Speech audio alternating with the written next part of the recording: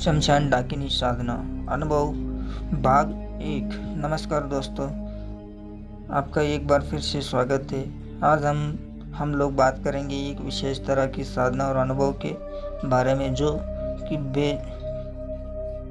बेहद रोमांच होने वाला है। मैं अपने गुरु के बारे में बताता हूँ क्योंकि मेरे कई गुरु भाई तांत्रिक है और उन्होंने सिद्धियाँ प्राप्त की है। उन्हीं लोगों के मुंह से अपने गुरु का यह सुंदर और अद्भुत वर्णन आज मैं आपको बता रहा हूँ। मेरे गुरु जी जब नए अपने गुरु से सिद्धि प्राप्ति के लिए विभिन्न प्रकार की साधनाओं के सीखने के लिए उनके पास गए तो उनके गुरु ने उससे कहा, ठीक है, तुम धीरे धीरे करके साधना सीखो। सबसे पहले उन्होंने उन्हें गुरु मंत्र का बड़ी भारी मात्रा में मंत्र जप और सिद्ध करवाई। इसके बाद उन्होंने वहाँ अब तुम जाकर के शमशान में विशेष तरह की साधनाएं कर सकते हो। उस पर उन्होंने उनसे पूछा कि मुझे सबसे शक्तिशाली साधना बताइए जो आप अपने जीवन में कर चुके हो और अपने उसमें सिद्धि भी प्राप्त की हो। उसके गुरु ने कहा, हाँ अवश्य ही मैंने उसकी सिद्धि प्राप्त की थी और अगर साधना करना चाहो तो मैं वह विधान तुम्हें बताता हूँ। उन्होंने उन्हें शमशान डाकिनी विद्या के बारे में बताया।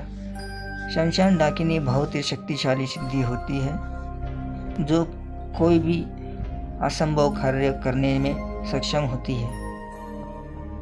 उनसे साधना सीखने के बाद में वहाँ एक शमशान में चले गए और वहाँ पर जाकर कि उन्होंने साधना शुरू की। उन्होंने अपने गुरु से ज्ञान प्राप्त किया था। वह बताते और कहते हैं कि डाकिनी के कई रूप होते हैं। यह सारे के सारे रूप देवी काली से संबंधित माने जाते हैं।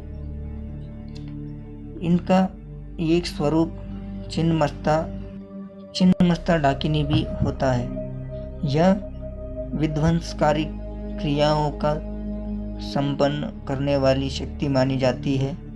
इन्होंने साधना शुरू करने के कथन अनुसार एक विशेष दिन का चयन किया था। डाकिनी की साधना चतुर्दशी कृष्ण पक्ष की अर्धरात्रि से प्रारंभ करनी चाहिए।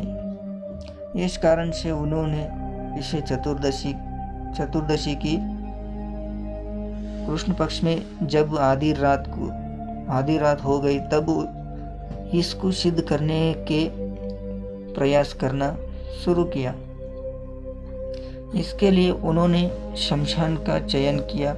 हालांकि इस साधना को आप किसी निर्जन वन में भी कर सकते हैं। समय इसका होता है कृष्ण चतुर्दशी अर्धरात्रि। गुरुदेव को जो सामग्री लगती थी वह वाम मार्गी साधना में लगने वाली सामग्री है। मांस, मदिरा, रक्त, चंदन, खोपड़ी, रक्तिम पुष्प यानी कि लाल रंग का जिसे फूल कहते हैं, कुमकुम, सरसों का तेल, नारियल का गोला, किशमिश, सूखे मेवे और लाल चंदन की माला। गुरु ने सबसे पहले लाल चंदन की माला को सिद्ध किया क्योंकि लाल माला को सिद्ध करना साधना में आवश्यक होता है। इसके बाद उन्होंने खोपड़ी की व्यवस्था करने सोची, किंतु मानव खोपड़ी आसानी से नहीं मिलती है। पहले उन्होंने तेली की खोपड़ी को खोजना चाहा, पर समय के साथ अब साधना में खूब बढ़िया खोपड़ी मिलना आसान नहीं हो रहा था। इसके कारण उन्होंने बहुत कोशिश की, फिर भी उन्हें किसी विशेष तेली की खोपड़ी साधना के लिए नहीं मिल पाई। इस समस्या के कारण उन्होंने साधना बहुत दिनों तक रुकी रही। फिर उन्होंने अपने गुरु के पास जाकर के उनसे इसके लिए मार्ग पूछा तो उन्होंने कहा कि अगर मनुष्य की खोपड़ी नहीं मिलती है तो आप किसी बंदर की खोपड़ी से भी काम चला सकते हैं। अपने गुरु से आज्ञा लेकर उन्होंने कुछ तांत्रिक प्रयोग के माध्यम से उस खोपड़ी को सिद्ध किया, जिसे किया था। सिद्ध होने पर जब खोपड़ी स्वतः ही हिलने लगी तो उन्हें लगा कि अब इस पर नाकिनी साधना सफलतापूर्वक की जा सकती है। वह खुश हो गए थे तो अब उनके पास सभी तरह की सामग्रियां उपलब्ध थी। उन्होंने जगह का चयन करना शुरू कर दिया, क्योंकि वह शमशान में तो घूमे थे, लेकिन उनके लिए विशेष स्थान ढूंढना आवश्यक होता है। उन्होंने शमशान का दक्षिणी भाग चुना। उस स्थान पर आसपास कोई आता जाता ना था। हमारे गुरुदेव कहाँ रहते थे। इस तरह की साधना में एकांत की विशेष आवश्यकता होती है।